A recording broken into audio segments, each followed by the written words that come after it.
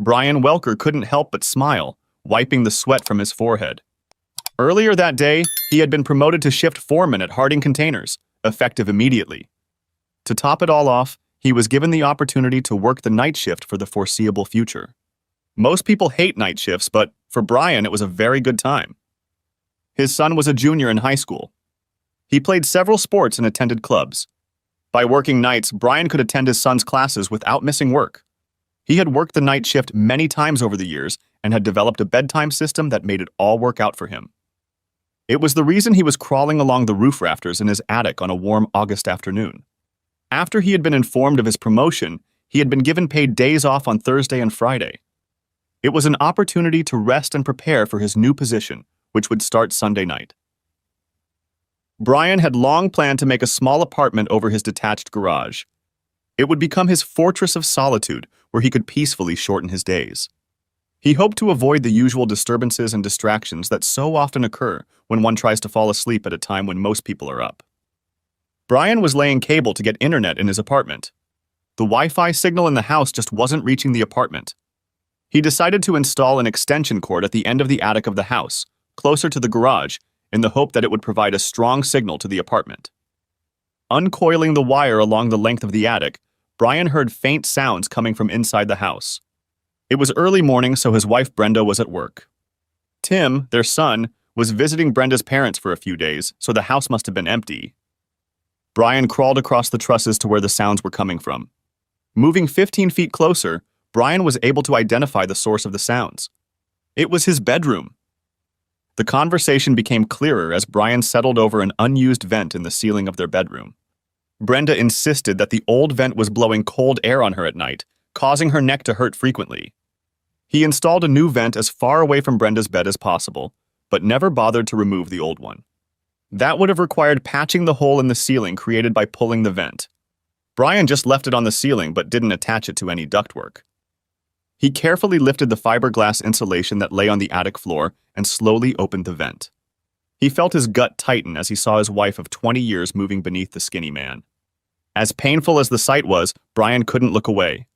He couldn't stop watching the train wreck that had once been his marriage. The couple had been screwing for several minutes when Brian's brain finally started working. He set the phone to video and carefully placed it on the vent so that the camera's eye would have an unobstructed view of the marital bed. Brian recognized the man. It was Bill Grant, a driver for the package delivery company where both he and Brenda worked. He was recently divorced and had a daughter in Tim's class. "That sounds awful," Brenda replied, but without any emotion. "You wanted to have sex in my bed because the thought of being outdone by Brian turns you on? You act like it's a competition or something." "It's a competition, at least for men," Grant replied with a soft chuckle. "You're a sexy woman and the sex we have is great, but the realization that you're married and I'm having sex with you in your husband's bed makes me the winner." "It won't be so great if Brian catches us here." "I don't know why I agreed to this, but it won't happen again." "I'm worried about Brian discovering us." "It would ruin my marriage," Brenda admitted. "Let's make a deal," Grant suggested.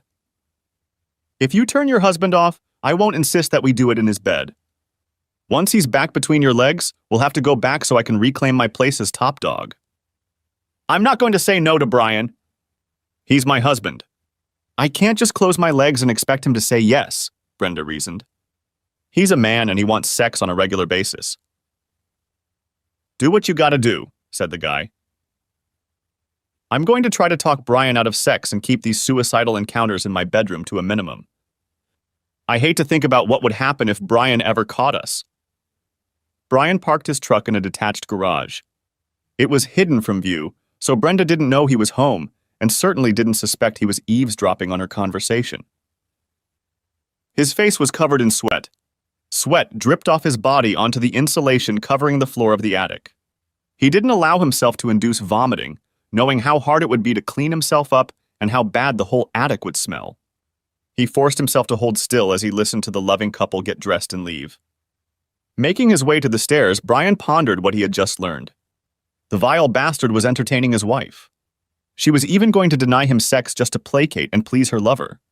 Brian held back a grim smile as he pondered this. Brenda would have no trouble refusing to have sex with him. Taking a shower, he surveyed the situation and quickly came to a few decisions. He would not let Brenda know that he knew about her infidelity. Tim still had 2 more years of school left, and Brian decided that his main focus would be on his son. He would no longer worry about Brenda. He just wasn't interested in what she wanted or how she felt anymore. Why did he have to worry about her, since she clearly treated him with utter contempt? He didn't want to leave the house he'd spent 15 years remodeling so that some low-life jerk could live in it comfortably while entertaining his wife. Brenda didn't look like she was getting a divorce, so Brian decided to try to hold out until Tim graduated from high school. One thing he knew he would need: his apartment would be ready much sooner. Brian decided that he would include a few major upgrades to it.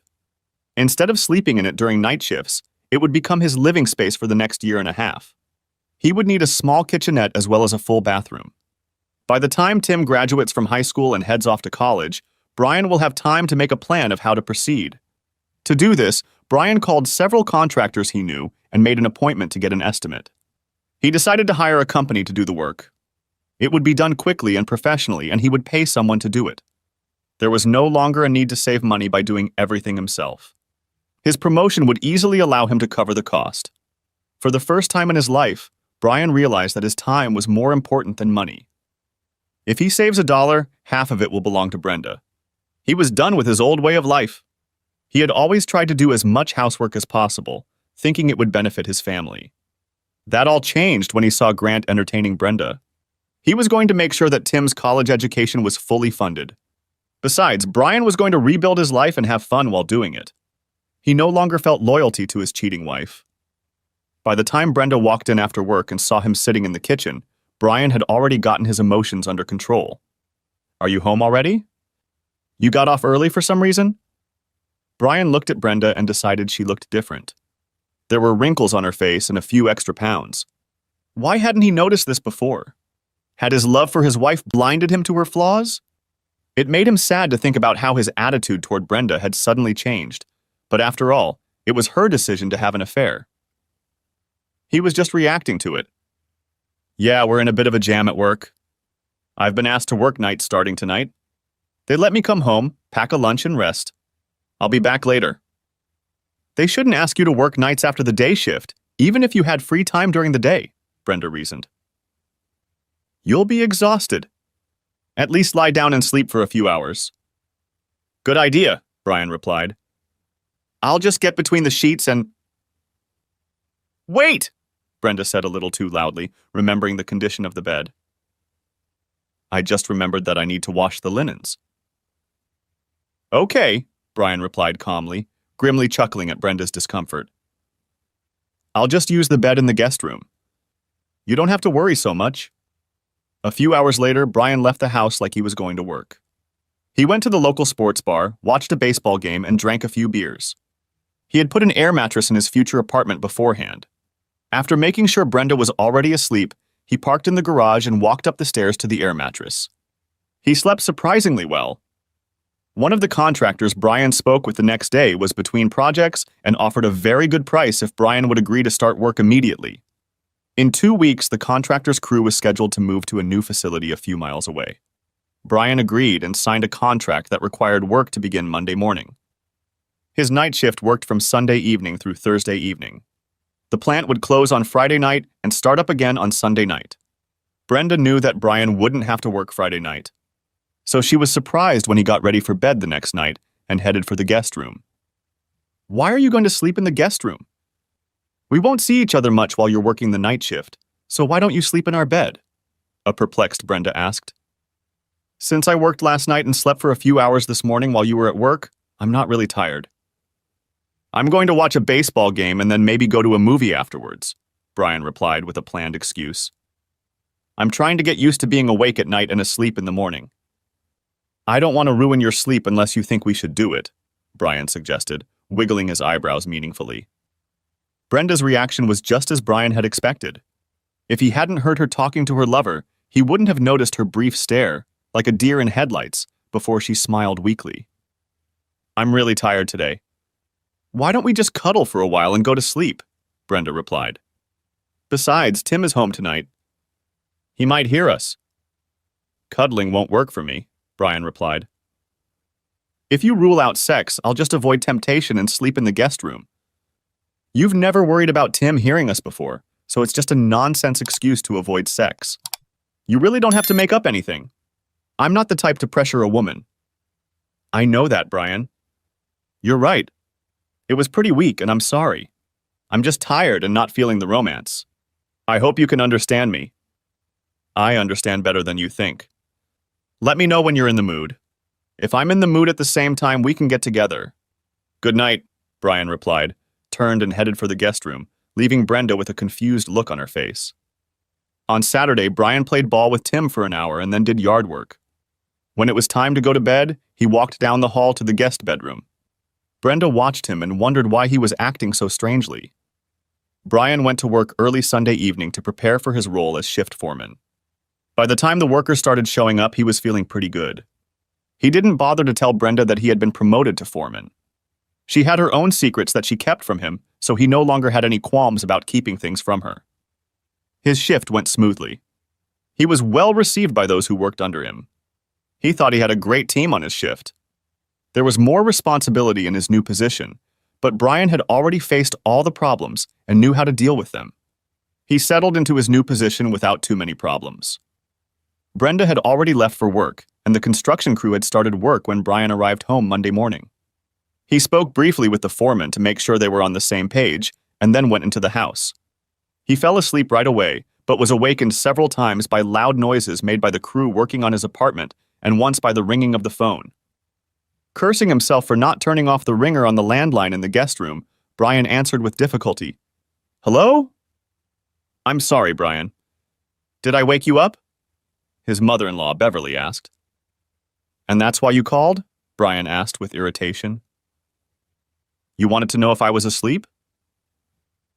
You don't have to act like that, Beverly replied. I just wanted you to know that Bill and I heard that you have the night shift, and we won't bother you. If you need us to do anything for Tim when you're asleep, just let us know. Brian hung up without answering. Unplugging the phone from the wall, he thought about how stupid people could be. A few minutes passed, but he fell asleep again. The construction crew finished the job in less than a week. Brian was surprised that the contractor completed the entire remodel in 4 days. It would have taken him 4 months. Waking up Friday afternoon, he drove to the furniture store and ordered a double bed, a small kitchen table, 4 chairs, and a small sofa. Then he went to an appliance store and picked out a large flat-screen TV, refrigerator, oven, and microwave. By Monday afternoon, his bachelor apartment was ready to be occupied full-time, Brian thought. He grinned, remembering how puzzled Brenda had been when she'd come home from work on Monday and found a crew of men huddled around a detached garage. She'd approached Brian while he was talking to the foreman and insisted on a private conversation so he could tell her what was going on. I plan to build an apartment over the garage, Brian says. I want to be able to sleep for days on end without fear of someone breaking in or calling. I'll double insulate to minimize noise. There won't even be a landline phone. Since I'll be working nights for a while, I think it will be very helpful to have a place where I can sleep without stressing you and Tim out. You won't even know I'm around. Not knowing you're around? Brenda repeated. You're my husband and Tim's father. We need to know you're around. I'll go to Tim's baseball practices and games. I'll be bringing him home afterward, so he and I will be spending a lot of time together. Don't worry about that. We'll all be able to have dinner together. A few days ago, I asked you to let me know when you were in the mood for a special lovemaking, but you still haven't taken me up on my offer. Are you asking me to scratch your itch tonight? You're being a jerk! Husbands are expected to do more than just entertain their wives when they feel like it. We expect conversation, seduction, sharing ideas and problems. Marriage isn't just about raw sex. You know that. Don't even think about lecturing me on what a good marriage is, Brian admonished. I'll compare the effort I'm putting into this marriage to your efforts any day. It's going to be great. All you have to do is let me know when you want me in your bed and servicing you. I'm not some damn cow that needs or wants to be serviced, snapped at Brenda. You're not going to serve me until you sincerely apologize. Along with an apology, I want a nice evening at a nice restaurant, asshole. Brian smiled broadly and simply walked away, leaving Brenda completely bewildered. It had been easy for him to keep Bill Grant from demanding to have sex with him in the marital bed. But it was Brian's attitude that bothered Brenda. He just wasn't like his old self. He was ignoring Brenda, and that bothered her. He had always been a very attentive husband. She decided that she would give Brian an unforgettable night once he apologized for his rude behavior. She knew he couldn't go without sex for long. A man can't go from having sex 2 or 3 times a week to nothing and be happy. Brenda was sure he would want what she wanted. He'd been like this since they'd first met. He was too young to lose interest in sex. By next Wednesday, Brian has completely moved into his new apartment. The next weekend, Brian would have 3 days off because of Labor Day. The following Tuesday was the beginning of Tim's junior year. "How do you feel about going to a Diamondbacks game this weekend?" Brian asked over dinner Thursday. "They're playing the Dodgers and fighting for the pennant. It should be a great series." "Really? That would be awesome." "Thanks, Dad," Tim purred. "You know I'm not much of a baseball fan," Brenda grumbled. "I'm going to turn down that offer. I'll find something to do around the house." "I don't doubt it," Brian replied under his breath, but loud enough for Brenda to hear. "It's decided. Tim and I will go to Saturday's game." "I can't wait to tell Scooter about this," Tim purred. "He'll be so jealous. He's a big Dodger fan. He used to live in Los Angeles." "Why don't you invite him along?" Brian suggested. "Baseball is more fun to watch with friends, especially if they're fans." "I'll call him right now." "Thanks, Dad," Tim replied excitedly and rushed to get the phone. "You definitely made Tim's day," Brenda remarked. "Baseball is a great way to bond with the boys. Horace is a nice, polite young man." "Holy shit! His real name is Horace?" Brian asked, shaking his head. "No wonder he has a nickname like that. What kind of parents would name a boy Horace unless they hate him or something?" "Tim told me that Horace's father died of a brain aneurysm 2 years ago," Brenda continued, ignoring her husband's remark about the boy's name. "He and his mother moved here this summer to be closer to her parents. They're elderly now, and their health leaves a lot to be desired." "I'm going to call him Scooter and pretend I've never heard his real name," Steve announced as Tim burst into the room again. "Scooter's mom let him go," announced an almost jubilant Tim. "It's going to be great." On Saturday afternoon, Tim drove his truck up to a house in a nice neighborhood. Before he could stop, Scooter had already jumped out of the house. He jumped into the truck next to Tim as soon as the pickup was parked. "Mr. Welker? Mom said she wants to meet you before we leave. I think she wants to make sure you're not a serial killer or something," Scooter offered. "I'm sorry." "No problem," Brian replied, climbed out of the truck, walked up to the house and rang the bell. The door was opened by a slender, rather unassuming woman about Brian's age. After a quick glance at her, Brian could tell that her best feature was her legs. They were strong and perfectly built. Her jogging shorts allowed him to admire them fully. Her stomach was flat. "My legs look pretty good compared to the rest of me, don't you think?" Scooter's mom asked, much to Brian's dismay. "Yeah, sure," Brian agreed, seeing the smirk on the woman's face. "You have great legs." "Do you think I should let my son go to a baseball game with a man who checks out every woman he meets?" the boy's mother asked. "I'm trying to raise a gentleman." Brian saw the laughter in the woman's eyes and instinctively realized she was teasing him a little. He decided to play along. "What you're really asking is whether it's worth letting your son go anywhere with a man, since meeting women is the best part of being a man," Brian replied with a smirk. "He needs to learn to appreciate members of the weaker sex. I'll show him what to look for and how. I do hope you'll be less obvious during the life lessons you'll be giving Horace," the still smiling woman objected. "The first thing I'm going to teach him is to beat up anyone who calls him Horace, except his mom, of course," Brian joked. "I see. My son will learn to be cruel to people who address him by his first name, as well as to appreciate a woman's legs. Is that enough?" "Not even close," Brian replied. "It's important that he get a well-rounded education and not get hung up on any one feminine trait." "That's good to know," Scooter's mom replied, which made Brian respect her even more. "Have a great time and be sure to call Scooter if you're going to be late. By the way, my name is Gertrude." "Really? Gertrude? What do your friends call you? Brian asked. To my male friends, I'm called Minx, Raven, Candy, or Bubbles. My girlfriends call me Gertrude, the woman replied with a straight face. I think it's pretty good. I'm Brian. We're going to be friends, so I'm going to call you Minx. I like that name. Why am I not surprised? Gertrude replied and burst into a hearty laugh. Horace can go with you anytime. I like your sense of humor. Tim is a very polite young man, so I was sure his parents wouldn't mind. Thanks for inviting him to the game. We're a baseball family. I went to every Dodgers home game I could. My dad even played in the minor leagues before I was born. He wasn't bad, but he wasn't good enough, Gertrude added. Scooter's a great guy, so that's not a problem. I'll keep an eye on him and make sure he gets home safe and sound, Minx. Have a good day. Why, could it be wrong? I was only joking, Gertrude protested. You'll always be Minx to me, Brian replied quickly and headed for the truck. Brian had a quiet day at the game. Scooter managed to catch the ball. Both boys ate too many hot dogs and drank too much soda. They fell asleep in the back seat of the truck before Brian could even drive out of the parking lot. Upon reaching Scooter's house, Brian gently woke the boy and escorted the sleepy teenager to the front door where he was greeted by a radiant Gertrude. He probably had too many hot dogs and sodas, Brian admitted. Of course he was. He was at the ball game, Gertrude replied.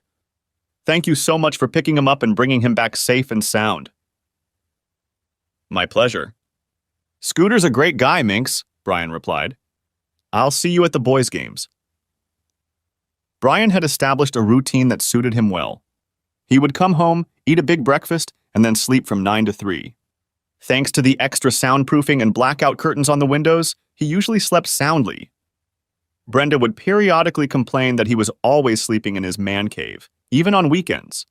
She would drop the subject as soon as Brian asked if she needed his services. Brian decided that she was really worried that Grant would insist on having sex in her bedroom and get caught. Brian was perfectly fine with that. It indicated that she was not going to ask for a divorce at this point. His goal of staying married until Tim graduated from high school seemed achievable. Since he was working as a foreman and not getting enough exercise, Brian purchased a home exercise machine that claimed to provide a total body workout. To his pleasant surprise, the machine worked as claimed, provided he used it diligently. He attended all of Tim's baseball practices, and soon the coach had him working out with a few kids on the sidelines while the coach practiced with another group of players. Tim was not a bad player and was showing signs of improvement, but Scooter was a real surprise to Brian. He showed talent early in the season, but was tentative and timid. Brian practiced with him as much as he could. They even spent a few hours on weekends practicing at a local park. Brian decided that since he wasn't having sex, he could relieve the tension by playing baseball with the boys. As Scooter's confidence grew, his level of play increased significantly. By mid-season, Scooter was playing the cleanup position and shortstop at a high level. Tim was the starting center fielder and was playing third. Brian was very proud of both boys' accomplishments. Brian couldn't help but notice that some of the kids' moms were starting to pay attention to him. For some reason, his jokes were really making them laugh. His efforts in working with the children were constantly praised. A few of the moms baked something for the team, but they always made sure he got a piece of whatever it was. Tim's friendship with Scooter, and the time Brian spent with the boys, naturally led to Gertrude and Brian spending time together. Brian thought she was a smart friend with a great sense of humor. He decided to ask Gertrude if she had noticed an increased interest in him from the mothers. I may not be quite right, Minx, but I have to ask you a slightly personal question, Brian began. Almost a B-cup, Gertrude quickly replied. What? I don't understand, Brian admitted. When men preface a question to a lady by saying it's personal, aren't they usually going to ask her about her bra size? Well, yes. That's usually true, Brian agreed with a chuckle. In this case, I was wondering if you've noticed that some of the moms have started treating me differently in the last couple of weeks. Don't you think they've gotten a little friendlier lately? Well, aren't you Mr. Observant? Gertrude objected. You really don't know what's going on, do you? I need more information on the what you're referring to before I can answer that question, Brian reflected. I understand the infield fly rule. I know you can never have the first or last out in an inning at third base. But you don't mean those baseball axioms, do you? No, I was talking about the unwritten rule of never stealing bases when you're heavily outnumbered. Gertrude picked up on that and became more serious. If you were paying attention, you'd know that the friendliest moms on the team are also single moms. You're a great dad, a good-looking guy, and have a pretty decent job. That makes you a damn good catch in their eyes, Gertrude reasoned. What about the fact that I'm a married man? Won't they take that into consideration? Brian asked. Yeah, Scooter's mom replied. That's why they didn't try to seduce you. No one's tried yet, have they? No one has ever seduced me, like that was ever a problem, Brian replied. I'm married, so obviously I can't be a good catch for anyone. Brian, I don't like that I'm the one who has to tell you this, but we're friends, so it's on me. All mothers know your wife is cheating on you. That's not so bad. Rumor has it that she's shut you out of sex. You don't sleep together, and it's safe to say you'll be a free agent in the not-too-distant future.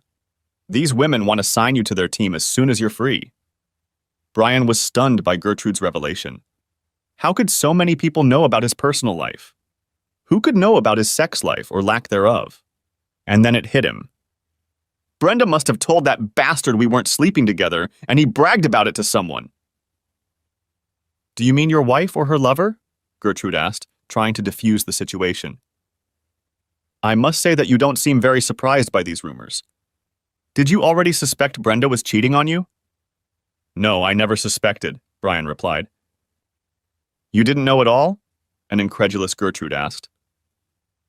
I knew she was cheating. I just never suspected it, Brian replied. You're losing me here. How can you know that without suspecting? It's all very simple. I didn't suspect a thing until the moment I discovered Grant entertaining Brenda in our bed.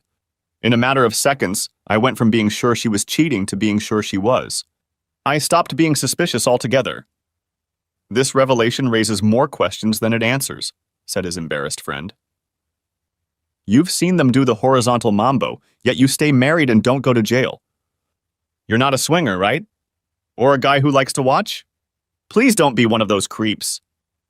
No. Don't worry about it, Brian assured him. I decided to change my priorities. Being able to spend a lot of time with Tim and not be a part-time father became my main goal. Living with Brenda rather than divorcing her seemed like the best way to accomplish this.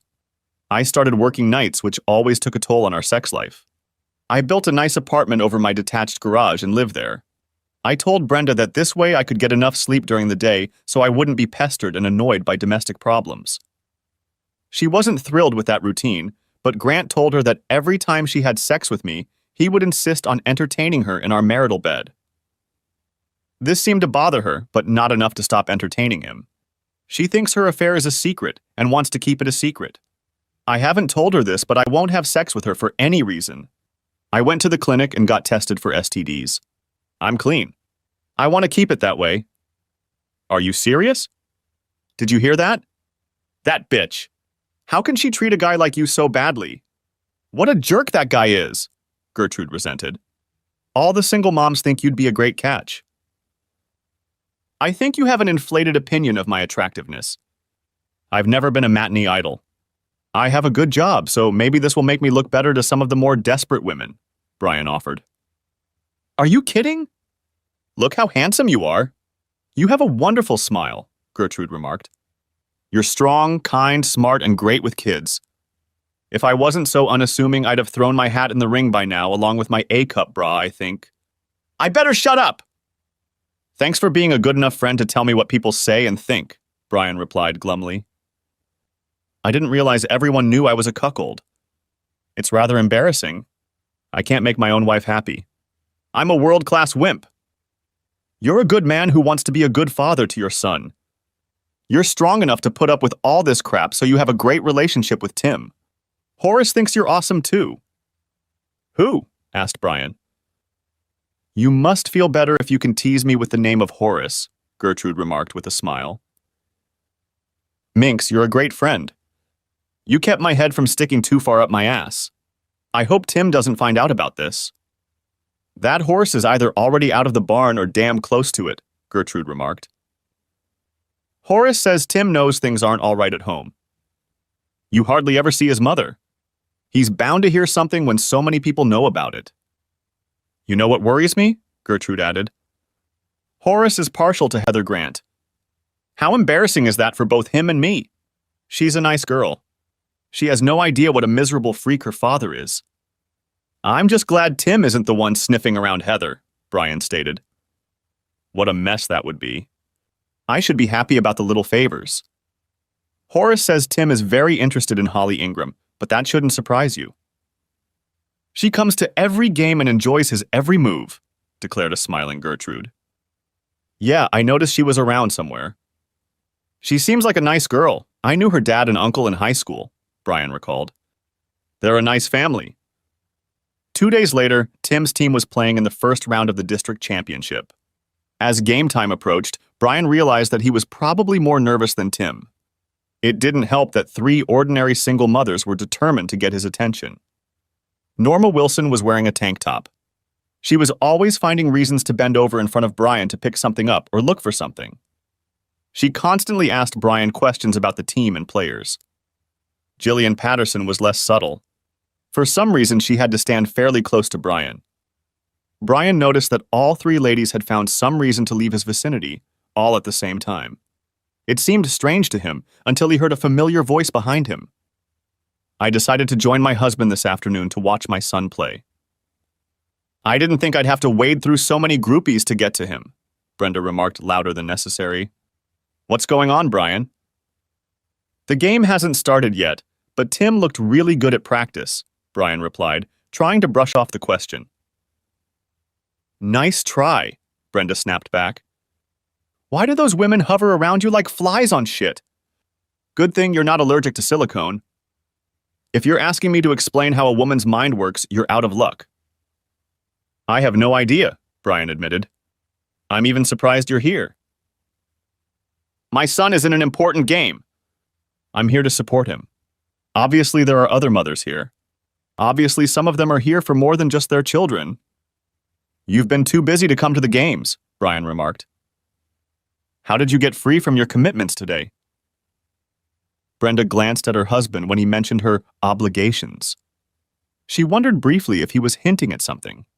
But as soon as the thought crossed her mind, she immediately dismissed it. If he had any suspicions, he'd be much angrier and much more determined for conflict. One thing she knew about Brian, he would never put up with her cheating. If he found out, he would let her know it in the most obvious way possible. I made the time. This game is important to Tim, which means it's important to me. I haven't seen much of you since you switched to the night shift, so I thought it would be nice to spend some time together cheering Tim on, Brenda reasoned. As Brenda and Brian sat down in the bleachers, she noticed that there were several other mothers watching her and they didn't seem all that friendly. Brenda thought about it for a moment. What could she have done that annoyed the other mothers? This was the first game she had ever attended. She hadn't interacted with any of them, so she couldn't think of any reason to dislike them. Brenda noticed Gertrude sitting off to the side. As usual, she didn't stand out in any way, although Brenda noticed that her hair was professionally styled and her legs looked good in her shorts, which were probably too short, especially considering the cool temperature of the day. The game started, and Brian's attention was drawn to the field of play. The first 2 players struck out balls before Tim came out to bat. Brenda was worried about her son when she saw how fast the first pitch went and how close to his head it went. The second pitch was low and away from Tim, but he took it confidently and threw it over first base for a double. Scooter pitched next. Brenda noticed that he looked older, stronger, and more confident than he had last summer. The first pitch flew into the catcher's mitt near Scooter's head. If he hadn't leaned back, it might have hit him. Brenda heard Brian giggle as Scooter prepared for the next pitch. Trying to intimidate those 2 guys is a big mistake, Brian stated to those within earshot. I hope the pitcher tries to sneak a fastball past Scooter. The rest of the audience nodded in agreement as the pitcher executed his pitch. He was a hard thrower, and on the next pitch he did something extra. There was a loud crack as Scooter's bat met the baseball crossing the plate. There were oohs and ahs through the stands as the ball disappeared over the center field fence. Tim ran across the court and waited for his friend to touch home plate before exchanging cheers. Gertrude watched proudly as her son walked around the base. She looked at Brian and saw tears on his cheeks. He had spent countless hours practicing fielding and batting with Tim and her son. His pleasure and pride was almost palpable. Gertrude was very grateful to Brian for mentoring her son since their arrival. Horace grew up to be a fine young man, and Brian played a huge role in building his character. Brenda drove to the pizza place to join Brian and Tim as the team celebrated the victory. She found a parking spot fairly far from the entrance. When she entered the restaurant, she saw both Norma Wilson and Brandy Dorn standing too close to her husband. Brenda was not surprised when they seemed to disappear as she approached. It made her mentally replay the conversation she'd had 2 weeks ago with her lover, Bill Grant. "It's about time we did it in your bed, don't you think?" Bill prodded as Brenda dressed after the sex session. "You said you wouldn't do this in our bed until Brian and I had sex," Brenda reminded her. "I don't feel like taking any chances." "Are you really telling me that you haven't had sex with your husband since the day we had fun at your house?" her incredulous lover asked. "You said I should shut him out for as long as I could, and that you wouldn't insist that I have sex in our house until he made love to me. He left for the night shift that day and has been sleeping in a room over the garage ever since. We haven't even exchanged a handshake since." "That's just crazy," Bill replied. "He's too young and you're too hot for him to lose interest in sex." "Is he gay? Does he have a girlfriend or something?" "He's definitely not gay," Brenda insisted. "He's very manly. He would never cheat on me. It's just that he works nights and is tired most of the time. He only shows up for dinner except on weekends when he does the yard and other things. No normal man married to a piece of ass like you would go without, even if he worked 18 hours a day," Grant stated. "He must be having fun with someone. That should make it easier for us to meet. He'll get his and I'll get what used to belong to him." "Brian would never cheat on me," Brenda stated firmly. "He takes our marriage vows very seriously. He's not the type to sneak around having dirty affairs." "You think so?" Bill asked. "Well, no. It's just a temporary thing. He's been too busy with work and Tim's baseball to pay much attention to me. I deserve some fun. I work hard to keep the house and cook and work full-time," Brenda reasoned. "We know it won't last." Bill smiled, mulling over Brenda's words. "I guess you're right.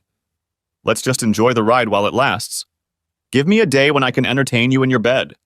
Remembering Bill's words, Brenda grew concerned as she watched the two hotties circling Brian slip away. It was obvious that he was interested in damn attractive women. She realized she had to protect her marriage from the encroachment of these bitches. Then she noticed Gertrude sitting alone. Brenda quickly devised a plan. She smiled broadly and sat down next to a surprised Gertrude. "It's good to see you again, Gertrude. Horace has become quite a good ball player and a very nice boy. You must be very proud of him." "Yes," admitted a wary Gertrude. "Tim's doing well too. The time Brian spent with them is paying off. He's really become a great mentor for Horace." "Yes, sometimes Brian is too good," Brenda replied, seeing an opportunity for her suggestion. "I'm sure you've noticed that there are boobed blondes hanging around him all the time. I was wondering if you could help me out.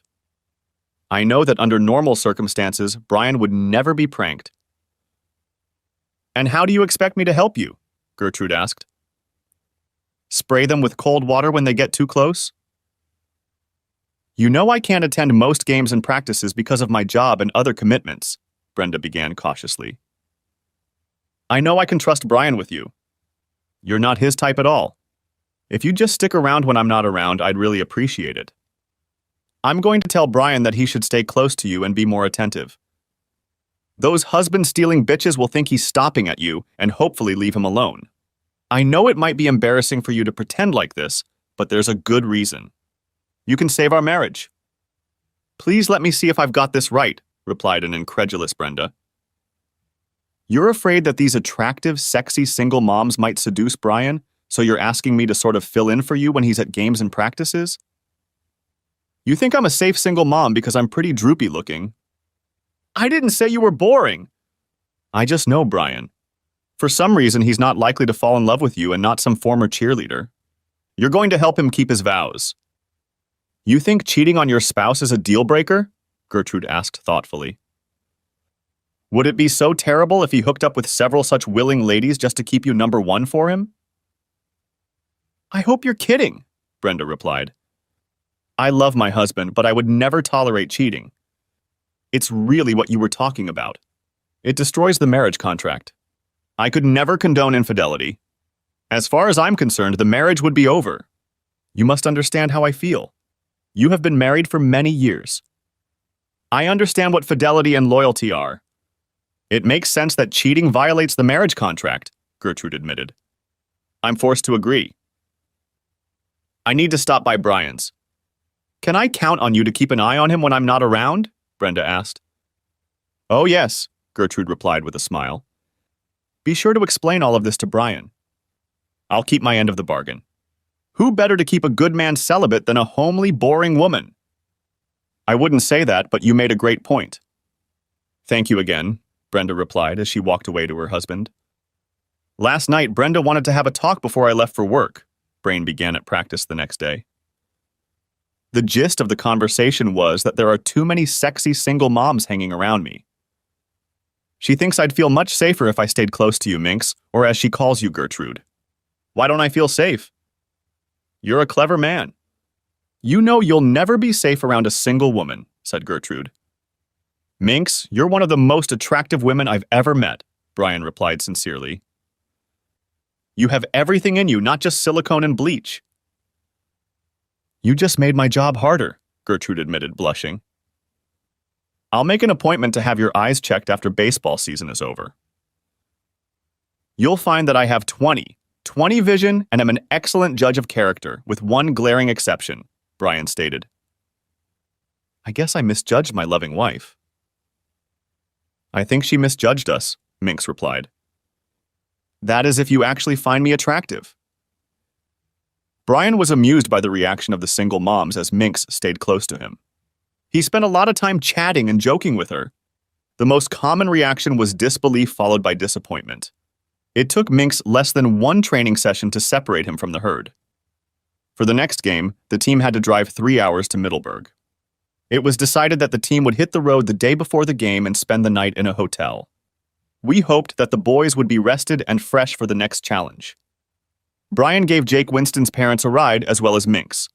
On the way, everyone discussed the team's chances of winning the district and possibly the state title. They arrived at the hotel right behind the team bus. Brian helped Ralph Winston get the luggage out of the trunk. Some parents, including the Winstons, volunteered to accompany the boys and would stay at the same hotel. All other parents had to make reservations at different hotels. Since there were several games being played the next day, many fans and players gathered in town. 6 teams from schools of different grades would compete in 3 games. Before Tim climbed on the bus, Brian told him that he would not be staying in the same hotel and should behave himself with the coaches and chaperones. He assured his son that he would be at the team's practice the next morning. What hotel are you staying at, Minx? Brian asked as the Winstons rolled their bags to the command hotel. In the same hotel as you, she replied simply. I never told you which hotel I was using. How did you know? A perplexed Brian asked.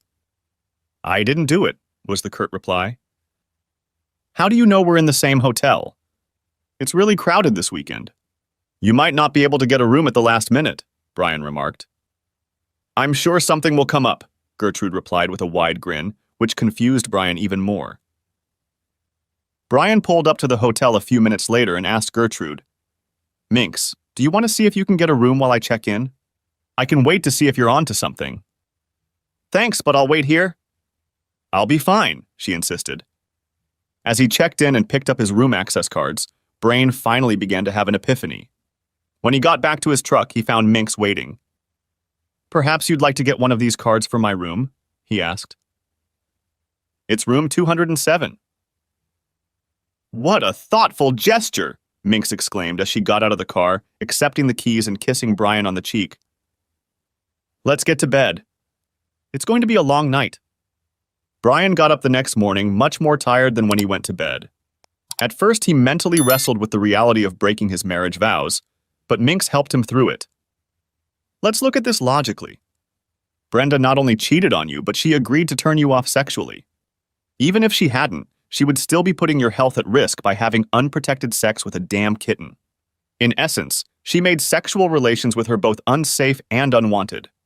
She freed you from your vows and your prenup. I haven't had sex in over 2 years. I've been tested, and I'm clean. You got tested after you found out she was a cheating whore and you're clean? I went on the pill over a month ago hoping to meet you.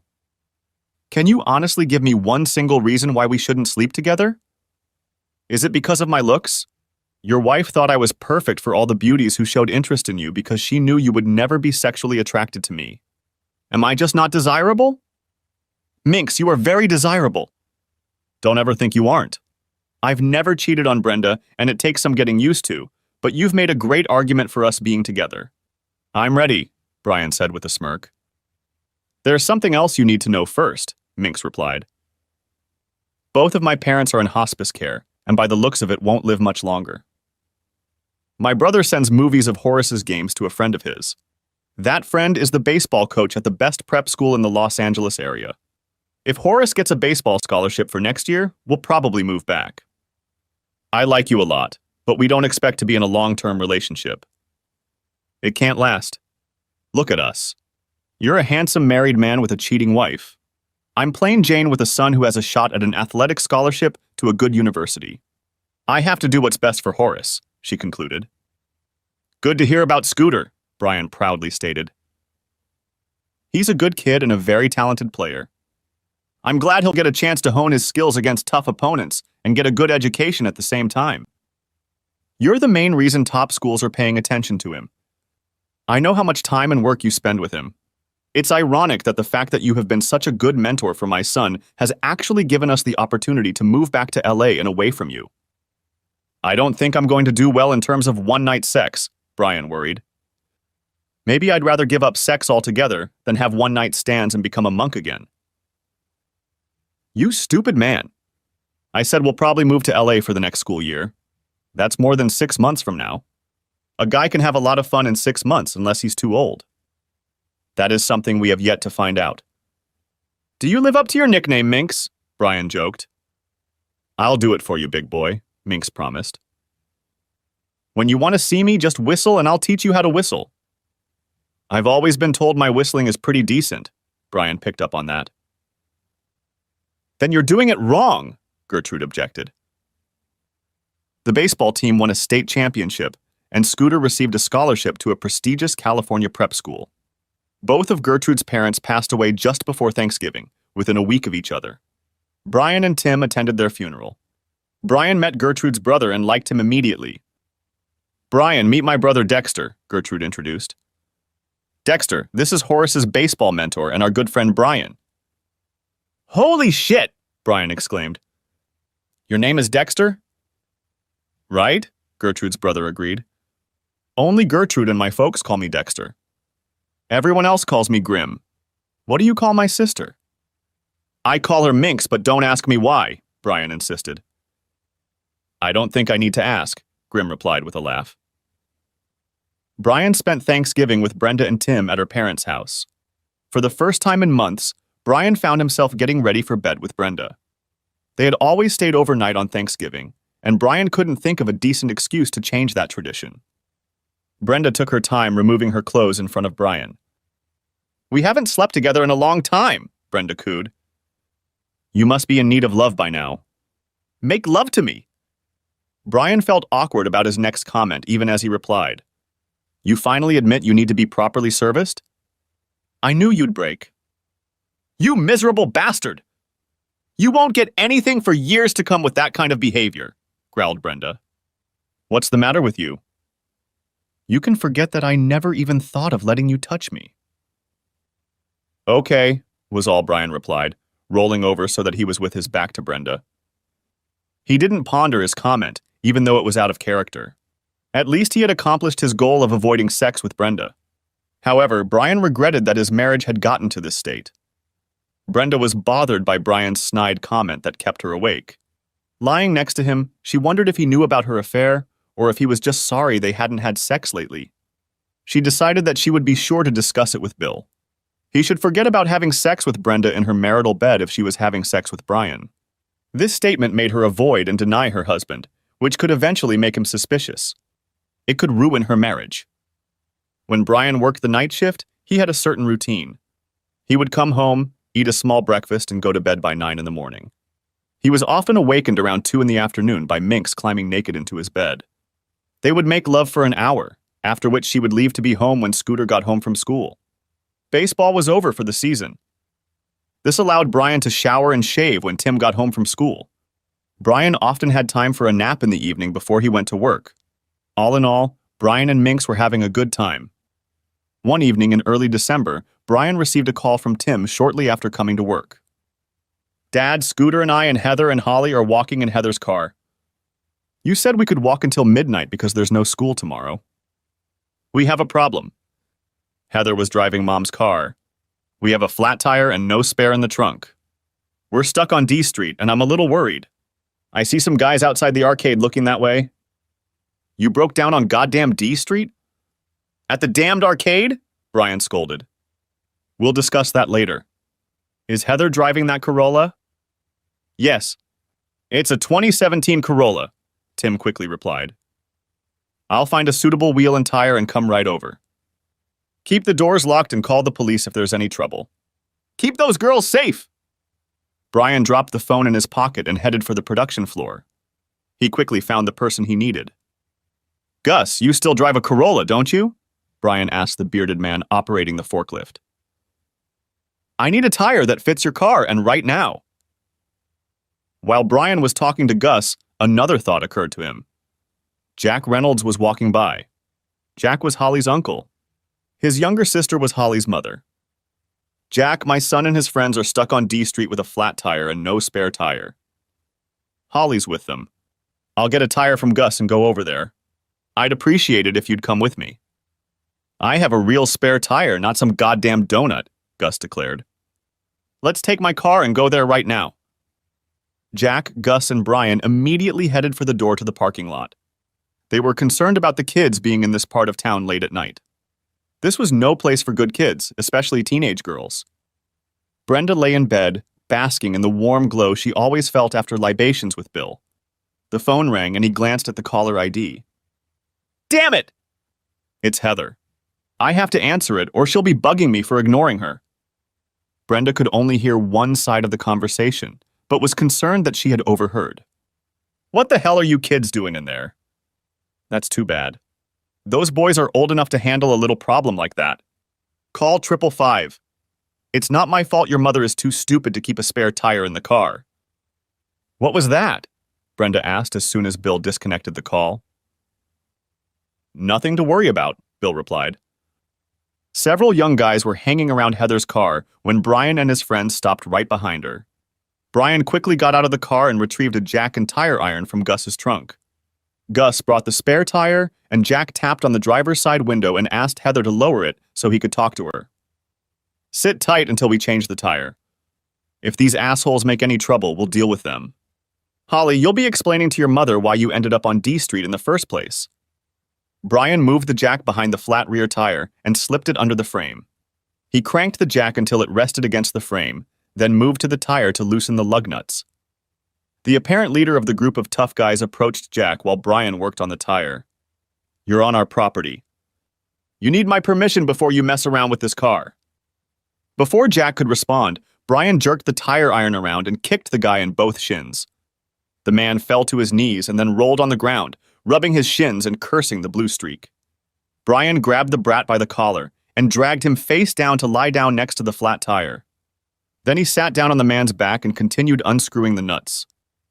The two closest gang members rushed toward him, clearly intent on pulling Brian away from their incapacitated leader. Jack kicked the first of them in the head, and he fell to the ground.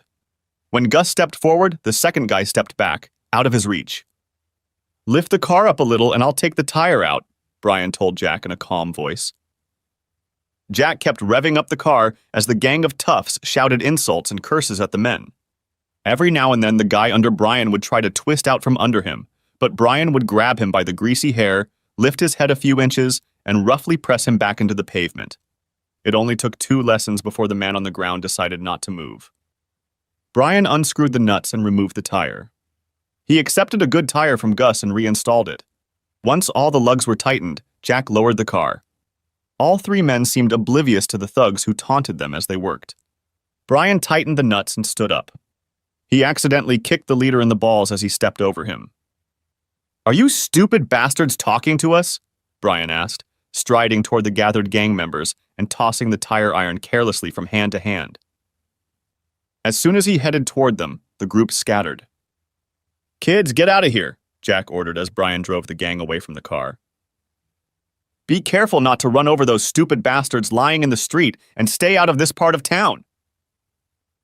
The three men got into Gus's car and followed Heather as she reached the next intersection and turned toward the orphanage. I can't believe you kicked that dumb bastard in the shin like that. Gus laughed.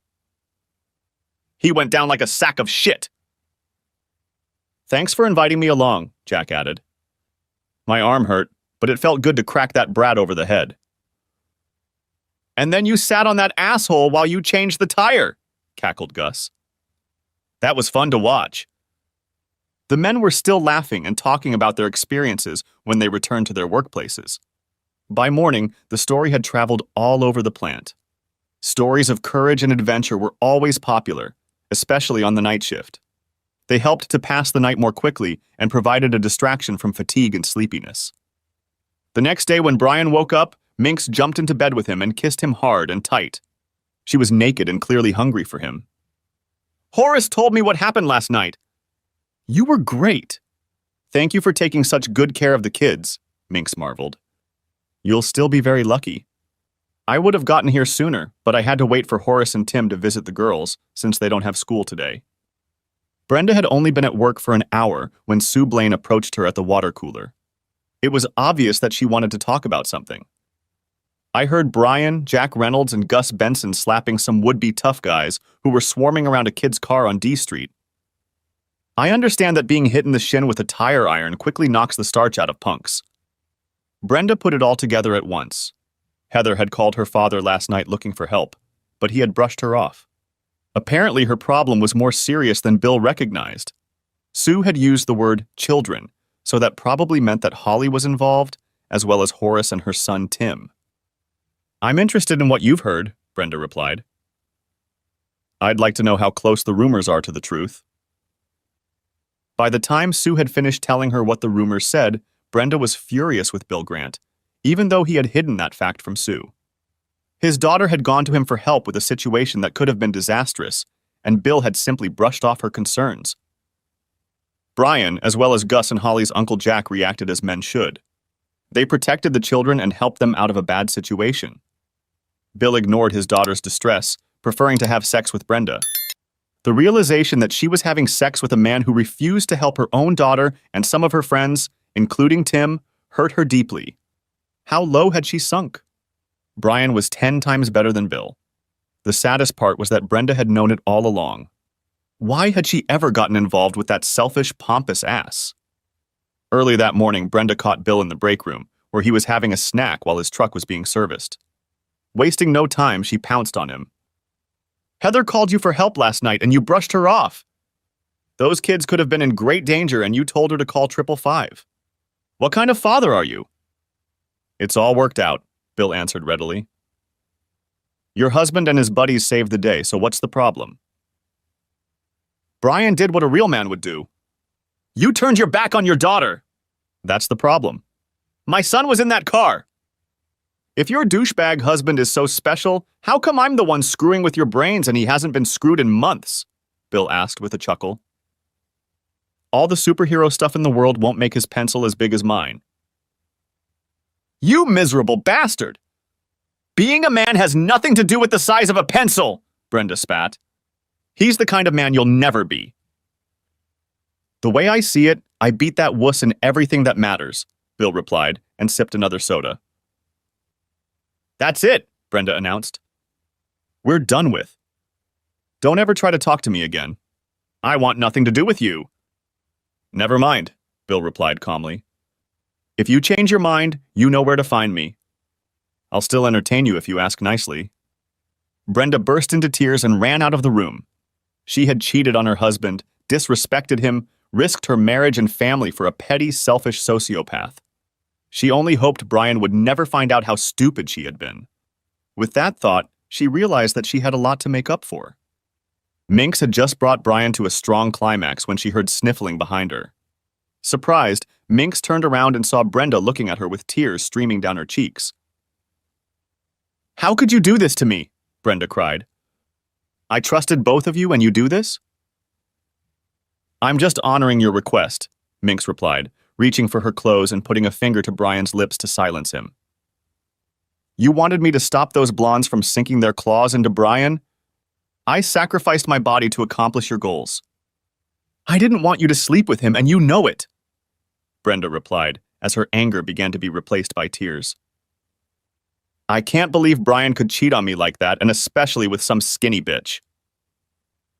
"I realize it's not easy to find out that Brian and I hit it off, but that's no reason to be insulting," Minx reasoned. "Your poor husband was about to explode. I'm just helping him release the tension. Bill Grant didn't want you to have sex with your husband, so Brian had to turn to someone. Fortunately, I was in the right place at the right time. You can thank me for helping you completely turn Brian off and making Bill happy. Where's Bill? Is he in your bed?" "You know about Bill?" Brenda exclaimed. "Well, yes," replied Meeks. "I think almost the whole free world knows about Bill. You've been sleeping with him for months. He promised you that he would entertain you in the marital bed every time you had sex with Brian, so you stopped having sex with your own husband. Fortunately, Bill was able to fill that void, if I'm not mistaken. If Brian knew, why didn't he say anything? Why did he let Bill and I continue our relationship for so long?" Brenda asks, and tears drip from her cheeks. "You're a smart girl. How would most men act if they found out their wife was a cheating whore?" "He would have gotten really angry and yelled at me. And then he'd probably divorce me," Brenda added, as the reality of the situation became more apparent. "Sounds about right. What's going to happen next? Brian and Tim stay here and you move in with Bill?" Minx asked quietly. "I wouldn't leave my home." "And I wouldn't give up Tim either. If Brian wanted a divorce, he'd have to move out. He'd pay child support and alimony. Tim would stay with me," Brenda concluded. "That's exactly what Brian thought would happen," Minx agreed. "Suppose staying close to Tim and being the best father possible is his first goal. How would he accomplish that goal?" "Not by divorcing me," Brenda replied quietly. "He stayed around for Tim's sake, not mine. He found out about Bill and me and basically divorced me, just not legally. We've been living as a divorced couple for months now, haven't we? I was just too stupid to realize it. In my defense, I'm just a skinny bitch who showed up after you messed up. I helped Brian heal. I told Bill that it's over between us. I never want to see him again," Brenda declared. "And this is after he refused to help his daughter out of a bad situation last night?" "You had no choice, did you?" Minx asked rhetorically. "Even cheaters have certain expectations and limitations." "Are you and Brian going to live together now?" Brenda asked, wiping the remnants of tears from her eyes. "Honestly, we're pretty happy with what we have. Horace and I will be moving back to Los Angeles before school starts in the fall," Minx revealed. "I'd rather he not know that his mom is having fun with his best friend's dad if you can do that. When it's time for me to leave, I'll probably help Brian pick a new partner if he'll let me. As you can see, I didn't steal your husband like those other moms hoped. We are temporarily enjoying each other's company like you and Shithead did. What if I don't let this go on?" "He's my husband!" "You have no right to sleep with him," Brenda insisted. "You gave me that right as soon as you decided to spread your legs in front of Bill Grant," Minx replied. "That pretty much freed Brian from any obligation he might have had to you. He and I have an exclusive relationship. We can trust each other if you can imagine such a thing. Brian was told he can't have sex with you or anyone else if he wants me to stick around," Minx added. "Who knows what other whores Bill Grant has slept with or what diseases he might have." Brenda burst into tears again, pondering the statement of the woman she knew as Gertrude. Could Bill have had sex with someone else on the side? Of course he could. Brenda no longer had any illusions about the kind of man Bill Grant was. She needed to get tested as soon as possible. "What's going to happen now?" Brenda asked apprehensively. "Let's just go on like we used to. I'll go in and wake Brian up as often as I can. You'll work late and avoid him as often as you can. I think everything will work just fine. If nothing's broken, you don't have to fix it," Minx replied. I'm not going to do that, Brenda stated emphatically. You're leaving in a few months. I'm going to stay here and show Brian what a wonderful wife I can be. He won't need your skinny ass.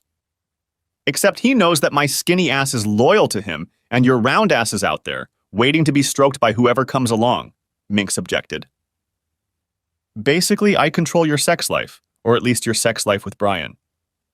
I will not allow him anywhere near your disgusting cesspool as long as he is in a relationship with me. I don't want to risk getting sick, and he's not thrilled about it either. One thing I realized, albeit too late, is that there is so much more to a relationship than sex, Brenda stated with false bravado. In fact, sex without love and commitment is quite degrading. I'll do what a wife should happily do for her husband, and you'll just give him sex. Think about it. Okay, Minx replied. I've already thought about it. Let's do it this way. You cook a great lasagna and meatloaf for the guy, make sure the toilets are clean, and launder the marks from his boxers. We'll see who's happier.